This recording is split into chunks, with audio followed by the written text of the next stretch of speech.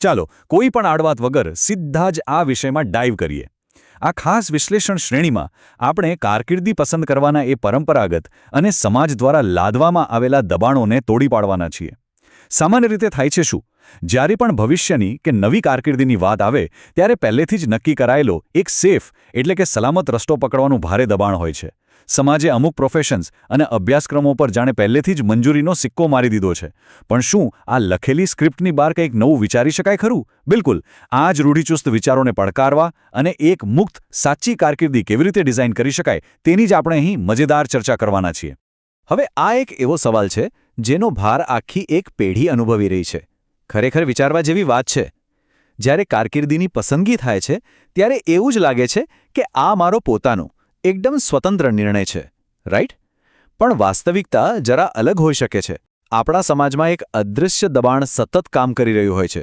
આપણને ખબર પણ નથી હોતી અને આપણી આસપાસના લોકોની, ખાસ કરીને પડોશીઓની સફળતા આપણા મોટા નિર્ણયોને પ્રભાવિત કરી દે છે. આ એક એવી સામાન્ય વાર્તા છે જ્યાં સફળતાની વ્યાખ્યા અજાણતા જ કોઈ બીજા દ્વારા નક્કી કરી લેવામાં આવી હોય છે. અને આ દબાણ ક્યાંથી આવે છે? જરા આ વાક્ય સાંભળો. પેલાના દીકરાને જુઓ. હા, આ શબ્દો તો લગભગ આપણા દરેકના ઘરમાં ક્યાંક ને ક્યાંક ગુંજ્યા હશે. આ કોઈ સામાન્ય કહેવત નથી, પણ પેઢીઓથી ચાલ્યો આવતો એક સાંસ્કૃતિક પુલ છે. નાનપણથી જ આવા વાક્યો સાંભળવા મળે છે અને આ જ ભાવનાએ અગણિત લોકોની વ્યવસાયિક પસંદગીઓને પરોક્ષ રીતે કંટ્રોલ કરી છે. જ્યારે કોઈ સંબંધી કે પડોશીના બાળકની સફળતાના દાખલા વારંવાર આપવામાં આવે ને ત્યારે સ્વાભાવિક રીતે જ એ જ માર્ગ પર ચાલવાનું અને એવી જ નકલ કરવાનું એક પ્રચંડ દબાણ ફીલ થાય છે. આ એક એવો વણલખ્યો રિવાજ બની ગયો છે જેના પર ભાગ્યે જ કોઈ સવાલ ઉઠાવે છે. ચાલો હવે એક ડગલું આગળ વધીએ અને જોઈએ કે આખી વાત કેવી રીતે એક નવો વળાંક લે છે. જે અત્યાર સુધી માત્ર એક પારિવારિક મહેણું કે કહેવત લાગતી હતી એની પાછળ પણ એક જબરદસ્ત વિજ્ઞાન છુપાયેલું છે. આપણે હવે સંસ્કૃતિ અને આધુનિક મનોવિજ્ઞાન વચ્ચેનો આ ચોંકાવનારો સંબંધ સમજવા જઈ રહ્યા છીએ. આ પરંપરાગત વાતો અને ઉદાહરણો પાછળ એક બહુ જ ઊંડું મનોવૈજ્ઞાનિક કારણ છે. માનવ મગજ આ પ્રકારના સામાજિક દબાણને આટલી ઝડપથી કેમ સ્વીકારી લે છે? આ કોઈ નબળાઈ નથી, પણ મગજની કામ કરવાની એક ચોક્કસ પદ્ધતિ છે જેને આધુનિક મનોવિજ્ઞાનમાં મેમેટિક ડિઝાયર એટલે કે અનુકરણની ઈચ્છા કહેવાય છે. આ એક અત્યંત શક્તિશાળી અને મહત્વપૂર્ણ કન્સેપ્ટ છે. સરળ ભાષામાં કહીએ તો અન્ય લોકો જે ઈચ્છે છે તે જ વસ્તુની ઈચ્છા કરવી, માત્ર એટલા માટે કે તેઓ તે ઈચ્છે છે. આ જાણીને આશ્ચર્ય થશે કે આ માત્ર કોઈ મગજનો વહેમ નથી. આ એક ઊંડે સુધી દસ્તાવેજીકૃત થયેલું હ્યુમન બિહેવિયર છે. લોકો જેની પાછળ ભાગી રહ્યા છે તેને મેળવવાની દોડમાં જોડાઈ જવું એ માનવ સ્વભાવનો એક મૂળભૂત હિસ્સો છે. હવે અહીં ખરેખર સૌથી રસપ્રદ વાત એ છે કે આપણી રોજબરોજની નાની મોટી પસંદગીઓ કેટલી સરળતાથી આસપાસના લોકો પાસેથી કોપી થઈ જાય છે. અને આ માત્ર કારકિર્દી પૂરતું સીમિત નથી હોતું. કોઈ નવો મોંઘો ફોન ખરીદવાની વાત હોય, કોઈ ખાસ ટ્રેન્ડિંગ કપડાં પસંદ કરવાના હોય કે પછી ભવિષ્યનો આખો માર્ગ પસંદ કરવાનો હોય, મોટાભાગની ઈચ્છાઓ ખરેખર અંદરથી ઉદ્ભવતી જ નથી. તે આપણી આસપાસના વાતાવરણમાંથી, મિત્રોમાંથી અને વર્તમાન પ્રવાહોમાંથી જાણે સ્પંજની જેમ ગ્રહણ કરી લેવામાં આવે છે. અને આ બહુ જ અદ્ભુત રીતે દર્શાવે છે કે આપણી વાસ્તવિક મહત્વાકાંક્ષાઓ અને કોઈની કોપી કરેલી મહત્વાકાંક્ષાઓ વચ્ચે ખરેખર કેટલો જમીન આસમાનનો તફાવત છે. ડાબી બાજુ જુઓ, વાસ્તવિક ધ્યેય હંમેશા વ્યક્તિગત કુશળતા, આંતરિક જિજ્ઞાસા અને પોતાના સાચા શોખ પર આધારિત હોય છે. આ એવા લક્ષ્યો છે જે અંદરથી ઊંડો સંતોષ આપે છે.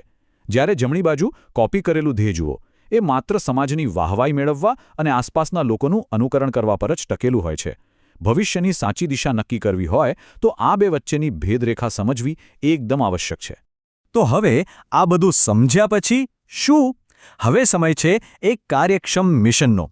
માહિતી મેળવીએ તો માત્ર પહેલું પગથિયું છે. અસલ મજા તો તેને અમલમાં મૂકવાની છે.